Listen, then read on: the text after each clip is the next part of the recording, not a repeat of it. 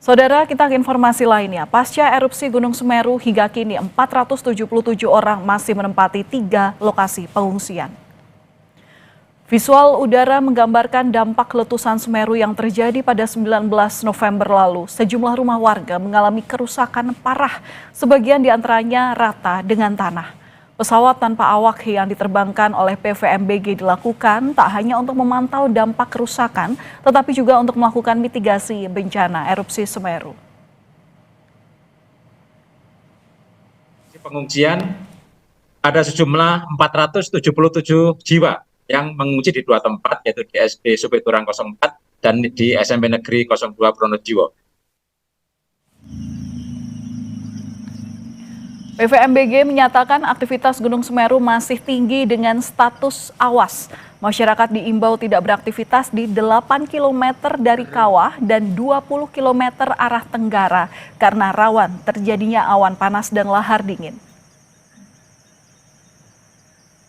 Gunung Semeru saat ini masih di level 4 atau status awas dengan rekomendasi untuk masyarakat untuk tidak diperbolehkan beraktivitas pada jarak radius 8 km dan juga sisi sektoral bagian khususnya tenggara itu di 20 km. Untuk saat ini aktivitasnya masih fluktuatif dan juga dapat berpotensi terjadinya erupsi sewaktu-waktu. Banjir lahar dingin Gunung Semeru kembali menerjang kawasan aliran Besuk Kobokan di Lumajang, Jawa Timur pada Minggu sore. Jembatan Geladak Perak kembali diberlakukan buka tutup akibat pekatnya asap dan abu vulkanik.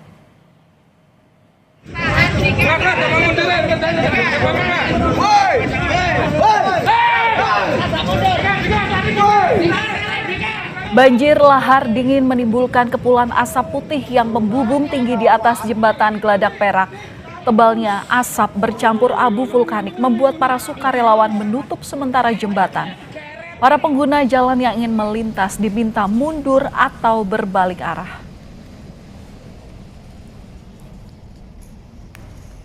Tutup karena letupan semakin kencang agar tidak terjadi sesuatu hal yang tidak kita inginkan.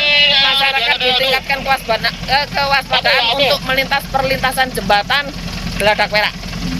Diberlakukan jalur buka tutup melihat kondisi letusan sekunder yang terjadi. 4 hari pasca erupsi Gunung Semeru, 477 warga mengungsi. Dan untuk membahasnya, kita sudah terhubung lewat sambungan daring Kepala Pelaksana BPBD Kabupaten Lumajang, Bapak Is Nugroho. Selamat malam, Pak Is. Selamat malam, Mbak Valentina. Iya, Pak Is, jadi sampai sekarang di mana saja titik-titik pengungsian? Baik Mbak Valentina, jadi sampai malam ini titik-titik pengungsian yang tersedia ada di 2 tempat. Yang pertama di SD 04 Supiturang, yang kedua ada di SMP 02 Pronojiwo. Sebagian dari warga ada yang mengungsi di rumah kerabat. Jadi begitu Mbak Valentina. Iya, Pak, ini kan status dari erupsi Gunung Semeru masih level 4 atau status awas. Artinya masih akan ada letusan Semeru yang bisa terjadi kapan saja. Kami mendapat informasi bahwa jumlah pengungsi itu ada di angka 447, koreksi jika saya salah. Apakah jumlah ini masih sama atau ada tambahan? Baik Mbak Valentina, berdasarkan data update yang kami terima hari ini sampai pukul 20.00 ada peningkatan jumlah pengungsi yang berada di SDN Supiturang 04 sejumlah 221 jiwa. Lalu yang di SMP 2 Pronojiwo ada sejumlah 307 jiwa. Dan yang di rumah kerabat sekitar 20 jiwa, sehingga totalnya 548 jiwa. Jadi begitu berdasarkan hasil evakuasi teman-teman malam ini. Oke, Pak, ini kan dengan erupsinya Gunung Semeru ini kan tidak tertebak ya, artinya kapan saja bisa terjadi. Tapi beberapa waktu lalu kami juga melihat dan mendengar bahwa ada saja warga yang ingin kembali ke rumahnya untuk mengamankan barang-barang pribadinya begitu. Nah, sebagai langkah evakuasi untuk menghindari hal-hal yang tidak diinginkan terjadi berdampak kepada masyarakat, ini jalur evakuasi sudah disiapkan seperti apa dan monitoring ini dilakukan berapa kali dalam satu hari Pak untuk mengawasi pergerakan warga? Jadi begini Mbak Valentina ya, karena ini statusnya masih awas dan kemungkinan letusan sekunder itu sangat besar, kami dari pihak BPBD Kabupaten Lumajang tidak memperbolehkan warga untuk berada di kawasan-kawasan yang masuk kawasan rawan bencana atau zona merah. Jadi jalur evakuasi yang disiapkan Pak? disarankan dalam Iya, gimana? jalur evakuasi sudah disiapkan? Bagaimana itu jalur sudah. evakuasinya? Iya.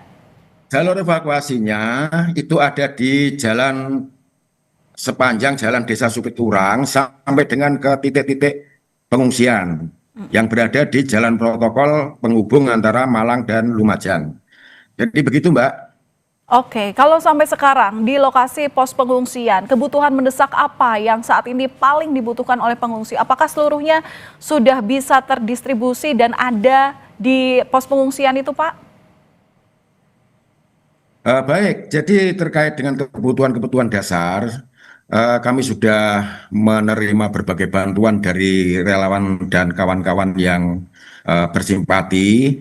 Lebih banyak kepada kebutuhan balita, lalu tempat tidur, selimut, makanan siap saji, dan sembako, tentunya obat-obatan karena ada beberapa yang sudah mulai terkena ispa dan demam.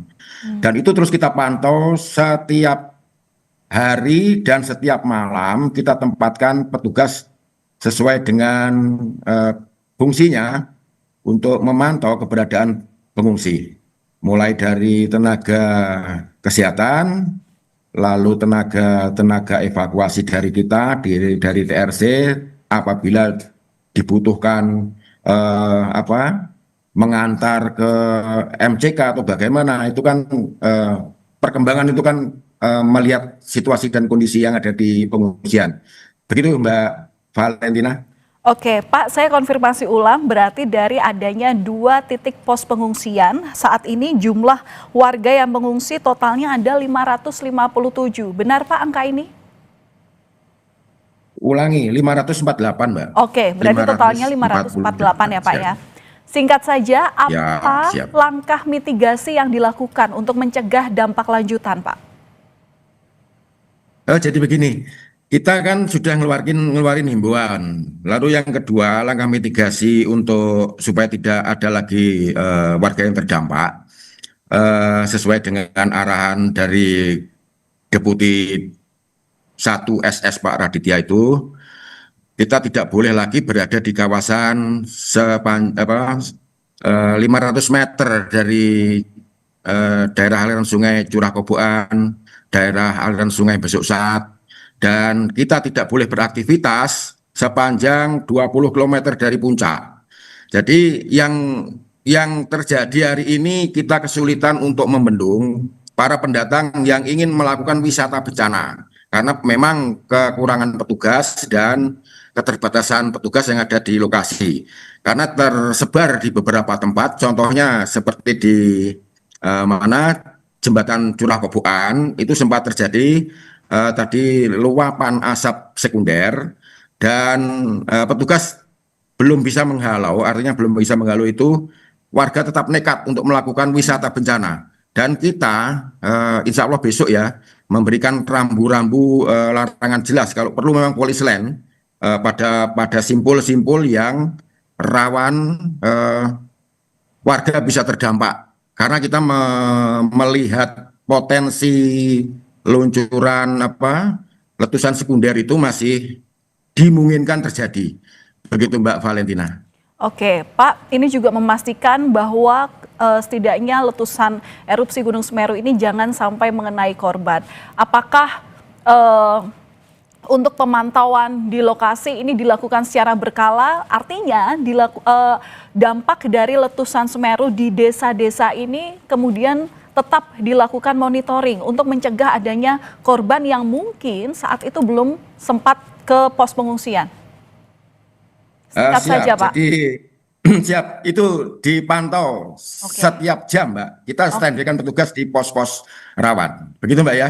Oke, baik. Terima kasih sudah berbagi informasi bersama kami di Kompas Malam Kompas TV, Kepala Pelaksana Sama-sama. BPBD Kabupaten Lumajang, Bapak Isnugraha. Terima kasih Pak, salam sehat selalu.